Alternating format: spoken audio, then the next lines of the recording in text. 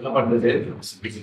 அதாவது சுவிஸ் தூதரக முன்னெடுப்புல 19ஆம் தேதி கட்சிகளுக்கு இடையில் ஒரு கூட்டம் நடக்கிறதா இருந்தது. பின்னணி என்னன்னு சொன்னால், அரசாங்கம் தமிழ் கட்சிகளுக்கு இடையில ஒற்றுமை இல்லை, ஒவ்வொரு நிலைப்பாட்டில் இருக்கிறார்கள் என்று சொல்றதுக்கு காரணத்தினால நாங்கள் சேர்ந்து ஒரு ஆவணத்தை முன்வைக்கலாம் என்று அப்ப இந்த ஐக்கிய ராஜ்ய பிரச்சனை வந்து இருக்கிறவங்கனால விளக்கம் இருந்தும் விளக்கம் இல்லாமல் அதை பற்றி காய்க்காமல் 2020ஆம் ஆண்டு டிசம்பர்ல நாங்கள் கோட்டாபய அரசுக்கு ஒரு ஆவணத்தை பெற்றாங்க.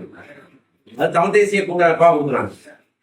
அது சம்பந்தன் ஐயா அதுல மாவேண்ட சித்தார்த்தன் அடைக்கல சிறுவனைக்கல்நாதன் கைச்சாது அந்த ஆவணத்தை பற்றி நாங்கள் பேசுகிற போதெல்லாம் கஜேந்திர குமார் பதிலும் சொல்வார். அதுல எனக்கு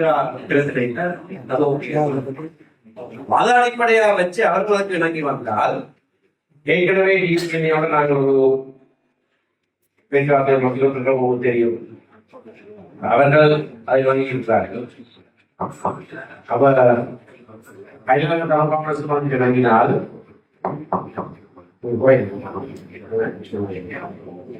இணங்கினால் அரசாங்கம் குற்றம் சாட்ட முடியாது. உங்களுக்குள்ள ஒற்றுமையில நீங்கள் பொது ஆவணத்தை கொடுக்கலாம் என்ற யோசனையில நாங்கள் தான் என்ன சுவிட்சர்லாந்துக்கு சில பொதுச்செயலாளர்கள் கட்சி பொதுச்செயலாளர்கள் போய் வந்த பின்னணி.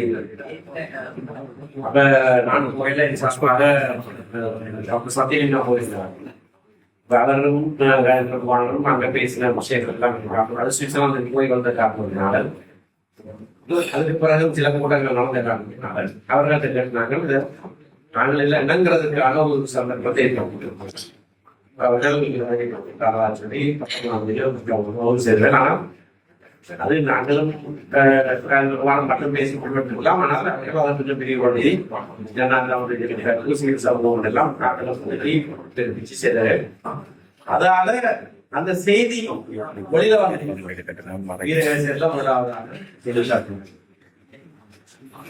சரி அப்படித்தான் செய்தி வந்தாலும் பரவாயில்லை. ஏதோ கடத்தலை போது ரசிகம் வச்சிருக்கலாம் தானே, பரவாயில்ல. நாங்கள் அதுக்கு போக திடீரென்று அதுக்கு பிறகு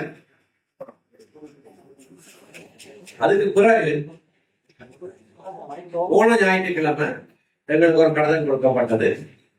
இந்த ஞாயிற்றுக்கிழமை நாளைக்கு இது சம்பந்தமாகவும் பகிரங்க கூட்டம் கொண்டு வைக்கிறேன்.